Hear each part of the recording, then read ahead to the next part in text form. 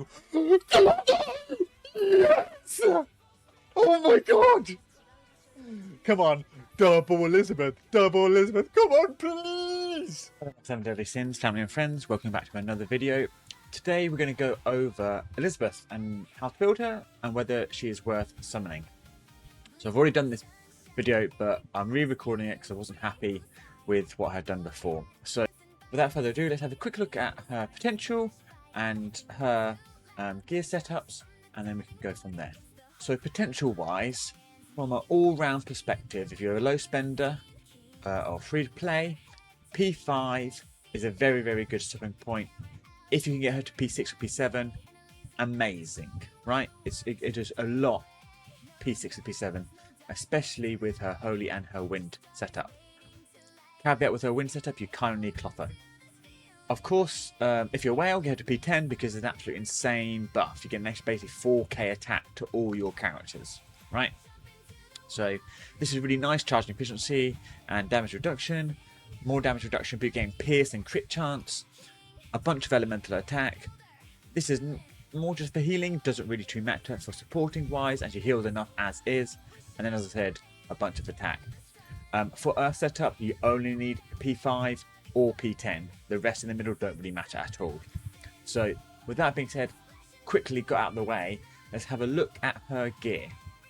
So if you're at P10, you probably want as much defense as possible. Talking to other people and with testing, if you have and are lucky enough to do the raid pledges and get the 160 raid top, boots and potentially necklace, it's probably the best way to go. She heals enough as is, so you probably don't need to try and get a ton of healing efficiency, because you're getting healing from her defense anyway.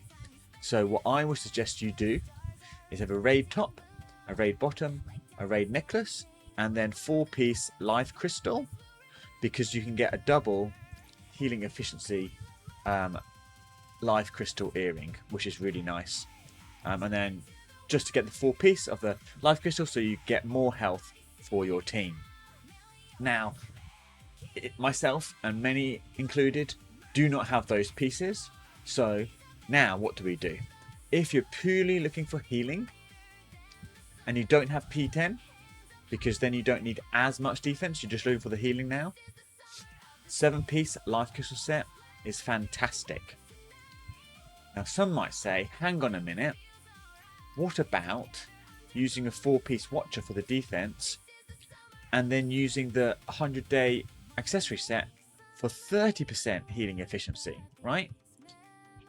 Well, let's have a look, shall we? Let's switch them over and see what's currently happening. Those are equipped. I just want to showcase why it's going to be good to use, or supposedly it should be good to use with her, because look, her engraved gear decreases the target's all elemental resistance when an allied hero's attack an enemy affected by splashing around. So this includes Elizabeth, right? So you think, okay, Elizabeth is going to reduce the elemental resistance, and then because of that, attacking an enemy with a reduced elemental resistance will increase healing efficiency. Let's see what happens. So if we go down here, we're going to start attacking. We've got splashing around, right? So you can see they've got the elemental resistance down. We're going to keep attacking with Elizabeth, right? To get all her healing buffs. We can do it fast enough, quickly. And then if we heal, they still have the elemental resistance down. Where's the buff, right? We did not get the extra buff from the accessory set. So let's reset this, and instead let's get the elemental resistance down from manage your swords. Okay, so if we come back here, we're going to attack. So if we look down here, we've got cold resistance down. We switch to Elizabeth. There we go. We have the fateful promise. So for some reason It seems like the game's bugged, basically. Even though we are reducing elemental resistance, I guess the devs didn't code it to think of an all elemental resistance debuff as well. So because of this, until it's fixed, the best healing set you can do if you don't have P10 and you want a lot more healing, then it will be 7-piece life set with the double healing efficiency, and then if you're lucky enough to get a defense increase roll on the necklace, right? Ring really doesn't matter because you're not going to get anything from it. I guess attack percent, if you got it, will help slightly. But yeah, 7-piece life set at the moment. Until they fix that, then we can kind of do a bit more testing and see which gives the most healing or which is the most defense. I would probably suggest not, even if it's fixed, not to use the Valentine's 100-day accessory set if you've got P10, because it is so low gear rating, you're going to get like so little defense in comparison. If we have a look here on my even 130 rings, like we get an extra 500 defense, and 160 is even more. And when they fix the bug of not being able to refine it, it's going to be way more. So P10, I probably would still not use the 3-piece 100-day Valentine Love accessory set, even once it's fixed. Now, you might have got through what I've been speaking about, what kind of stats we want on her. So, we of course want defense percent increase, because that buffs healing, and if you've got P10, you're going to buff the attack you can give to your allies. Other than that, we want healing efficiency, and then debuffs and buff duration. So for her engraving, I would look for defense and healing efficiency, and then one of the other two being debuff or buff duration. Any mix of those really would be good, but at least have either healing efficiency or defense increase, and then hopefully try and get one of the others, right? Her weapons, because we do not care about holy attack or holy damage, we're not going to be using the holy beads. We're going to be using the legendary beads to get defense percent increase and magic charge efficiency. You cannot get healing efficiency with legendary beads. If we look here, there is no healing efficiency whatsoever. So we want defense percent increase, magic charge efficiency, and then other than that, HP percent is quite nice. Whatever else you want, really, to be honest, because nothing else helps. You don't really care about crit chance, crit damage on the holy one. You don't care about any damage elsewhere really on the holy one. Maybe tag seal damage if you're running with Holy Merlin, but yeah, defense, magic charge efficiency, HP, in that order I would say, and then whatever else. As for her other weapons, say you're only using this weapon spec, it really does not matter, to be honest, because again, she's not scaled off attack, she's scaled off of defense. But I guess having things set up, if you were going to use it, you probably want, actually for once, you'd want an SSR wand for the earth one, because you want as much crit damage as possible, because that's how her earth set works. It increased the hero's burst efficiency equal to 40% of crit damage. So you want a lot of crit damage on her. That's why, for once, I know you would want to use an SSR Black Flame Wing wand. And then obviously her potential is also helpful with the crit damage as well. As you go up, like this one here, you're going to get a bunch of crit damage as well. So, and then for your staff, you want as much attack increase as possible. Now, again, as we do not care about attack on the Shadow Rupture Grimoire, her holy build, you can actually use a legendary bead to get an attack increase. But because max limit break SRs give more equipment attack than 1 to 2 stars of SSR Blackflame Wing staffs, it's better to go with a jet black, you know. And I can showcase this. So if I go switch, this has 3492. If we look at this 2-star limit break SSR, 3470. If you're using a blazing staff instead, then this will be slightly, a tiny bit more attack than a max star blazing staff, right? And I would prefer a blazing staff, but I don't have it, as you can see. Now, the reason why you want as much attack as possible on the staff is because her abilities scale of her attack. So as we can see here, to get 80 extra pierce on your heroes is 0.3% of her hero's attack. You need 26.666.67 attack to get the 80. So you need a lot of attack. So now, what gear do we use? We've already talked about the weapon.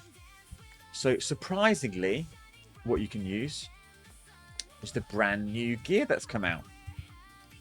It's very, very expensive though, but it does give an attack percent of plus 10%. Now, if you think this is too expensive and you are going to survive just fine, what you can do instead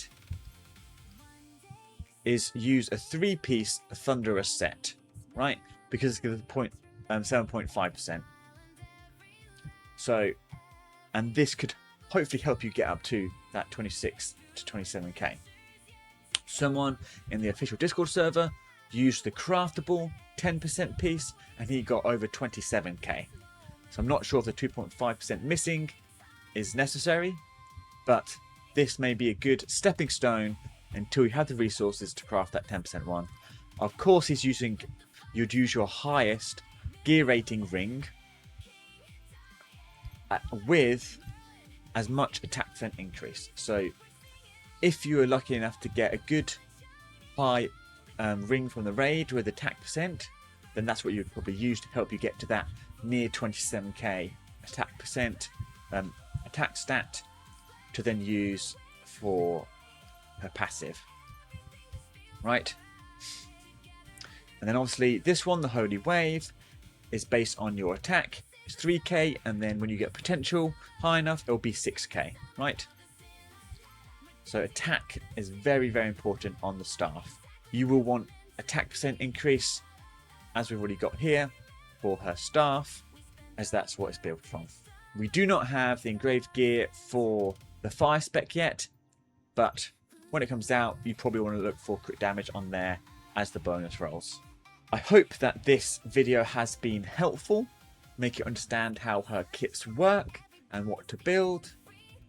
Do let me know if you think that there could be better ones at the moment, but from my understanding, from my testing, I have not seen any better gear to use to make her as best she can as possible. Now, I do have a quick question for you guys, as I know a lot of you know me as the P4, P5 guy who clears endgame content with P4, P5 units. I currently have my Elizabeth at P5. I can get her to P10. Now, with the pledge raids, I really would love to carry people. Someone has recently messaged me. Joseph, thank you for messaging me. He is up to help me carry people on the SEA server in raids, which will make it easier, but if I could have P10, it would be so much easier, and you would need way less setup yourselves to be carried, right? So that's one point. If I could get P10, it will allow me to carry you guys a lot easier. Another reason about P10 is currently, if you saw my last video, in the leaderboards, we are now getting laurels of glory, okay? And they're quite important for me specifically. I am a massive collector, so I've tried to collect everything possible that I can get to work on my special codex.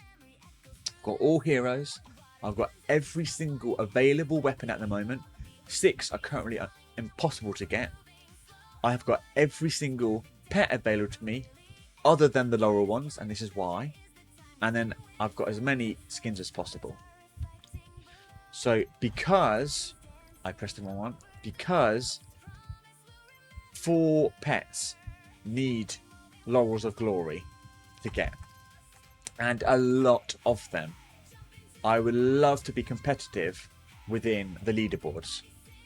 You need 120 Laurels of Glory just to get the first pet. So that's 4 first place wins, right? I don't think I'm going to get first place, but I would love to try and get as high as possible to make it quicker for me. So if you're happy for me to do endgame content with either a P10 Elizabeth or substituting her for my P10 Tuore instead, so then you can still see a free-to-play friendly way, let me know. So again, I would love to carry in raids. I'd love to be competitive. Now, with that being said, we're so close to 1k subs. So close. And it would mean the world to me if we could get there. And as a show of thanks, I will be doing another giveaway. I did one at 500. I'm going to do another one at 1k. I'm going to be giving away a basic Hawk Pass and 3 supply carts. No, sorry, 2 supply carts. So there's 3 winners again. The first winner will get the Hawk Pass. The next 2 winners will get a supply cart. So if you've got friends that play, share my vids with them. Suggest for them to subscribe so we can get to that 1k and I can show my appreciation with these giveaways. Anyway, that's enough of me waffling. I hope this video has helped. I hope you can enjoy Elizabeth and the new content as I have been doing. Do leave me a like and subscription if you feel it's worth it. And I hope you have a wonderful rest of your day, and I will see you in my next video. Bye!